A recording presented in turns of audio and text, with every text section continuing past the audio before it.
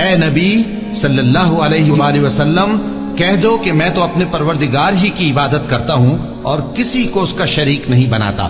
یہ بھی کہہ دو کہ میں تمہارے لیے نہ کسی نقصان کا اور نہ نفع کا کچھ اختیار رکھتا ہوں۔ یہ بھی کہہ دو کہ اللہ کے عذاب سے مجھے کوئی پناہ نہیں دے سکتا اور میں اس کے سوا کوئی جائے پناہ نہیں پاؤں گا۔ ہاں، اللہ کی طرف سے احکام کا اور اس کے پیغاموں کا پہنچا دینا ہی میرے ذمہ ہے،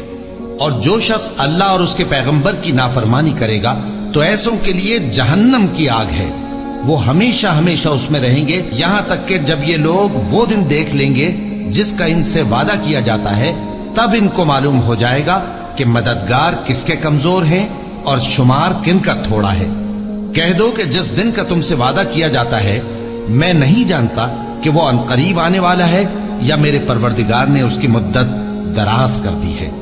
وہی غیب کا جاننے والا ہے، سو کسی پر اپنے غیب کو ظاہر نہیں کرتا، ہاں جس پیغمبر کو پسند فرمائے اور اس کو غیب کی باتیں بتا دے تو اس کے آگے اور پیچھے نگہبان مقرر کر دیتا ہے تاکہ معلوم فرمائے کہ انہوں نے اپنے پروردگار کے پیغام پہنچا دیے ہیں، اور یوں تو اس نے ان کی سب چیزوں کا ہر طرف سے احاطہ کر رکھا ہے اور ایک ایک چیز گن رکھی ہے۔